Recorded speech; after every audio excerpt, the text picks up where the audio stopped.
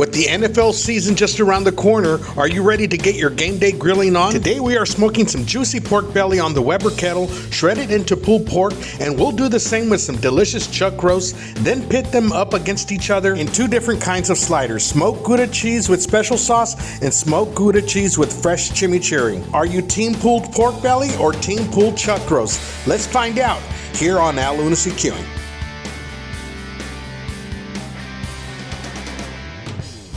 Welcome back, my good people. Today we're having a slider showdown for you. The two smoky heavyweights of today's episodes are luscious smoked pork belly and mouth-watering smoked chuck roast, pulled and piled high on fresh slider buns with Gouda cheese. We'll be using two incredible sauces on each of the proteins that will take these sliders to the next level. A sweet and tangy Chick-fil-A sauce and a vibrant, herbaceous chimichurri. The real question is, which sauce goes best with each one of these proteins? And more so, which one is the best of these four varieties of sliders? Chick-fil-A sauce on the pork belly or chuck roast slider, or chimichurri on the pork belly or chuck roast slider? I'm ready to go, so let's get our showdown started. Okay, so to get things started, let's work on our chimichurri sauce. I like to use green onion, parsley, and we have a big clove of garlic here. You can use 2 to 3 cloves to equal this one. We are going to chop everything up and put it in a container to mix.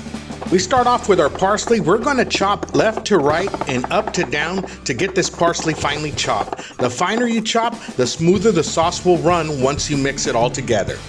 Now once we are done with our parsley, we're going to move on to our garlic. 2 to 3 cloves is what you'll need for an average taste of garlic, but if you love garlic, feel free to add more garlic cloves. And of course, you'll want to finely chop this as well. And the last chopping we'll do is 1 whole green onion. This is optional, but I found that when I don't add green onions to my chimichurri, it just doesn't pack the same burst of flavor as when I do. So this is a game changer for me. If you haven't tried it yet in your chimichurri, I highly recommend you do. Now we'll be adding some kosher salt to the mix. Once again, add to your preference. We'll add about a half a teaspoon. Next is red pepper flakes. These will add more color to your chimichurri, plus a little kick. So make sure you only add to your spice level tolerance. We'll add a little more before we move on to our liquids. That should be enough. Now we'll give it a mix. Next is the red wine vinegar. This will give the chimichurri its tanginess. I like to add between 1 to 2 tablespoons, but it really is up to your preference. And finally, the addition of olive oil. I prefer extra virgin olive oil, but this is what I had in my pantry. We are going to add about 8 ounces or so to our mix, and you can add it between several pours because the parsley will soak up a lot of it at first. Just keep mixing and adding until it runs smooth. And now for our meat prep. This is 1.74 pounds of bone-in chuck roast, but we are going to trim off the bone and excess fat around the roast.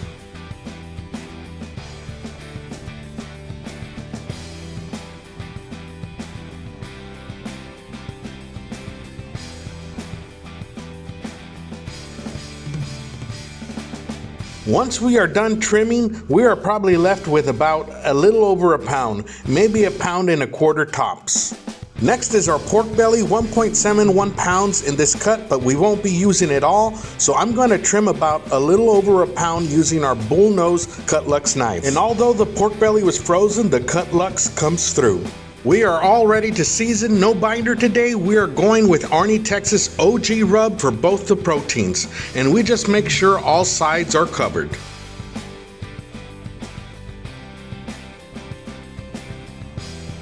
Just to add a little color, we're also adding some paprika on top of both our proteins.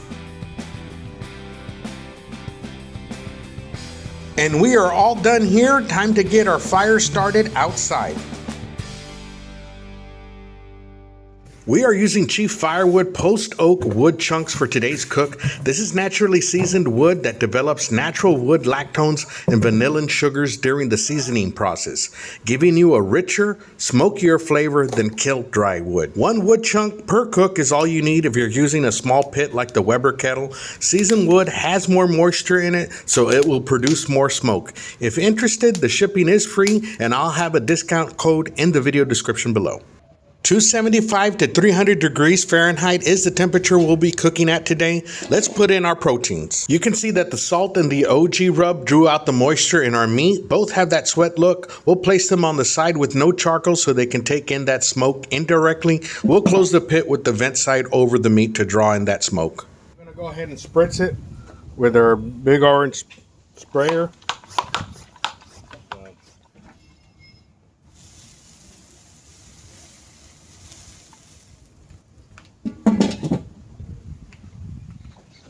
Okay, a little under 3 hours, about 2 hours and 45 minutes. Let's see, let's check the temp using my Typher thermometer. 289, 290. It's already probing pretty tender. Let's wrap it up with the foil, finish it off that way.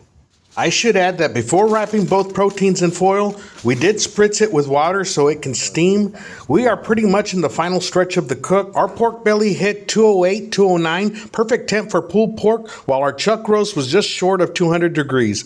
The carryover heat will bring it over 200 degrees. Let's toast our slider buns while the proteins rest in the pizza oven at 150 degrees. After a 45-minute rest, we'll take out the proteins and the pork belly still looks nice and moist. So I'm going to start pulling the pork belly. I think this is the first time using pork belly as pulled pork. It has these long strands of meat, as you can see.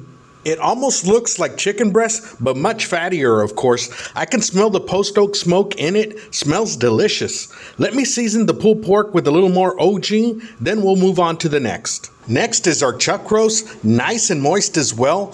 Slightly shorter strands of meat when compared to the pork belly. And once again, we can smell that post oak smoke blending in with the smoke flavor of our mesquite lump charcoal. All done pulling our proteins. They look great. Now let's assemble our sliders.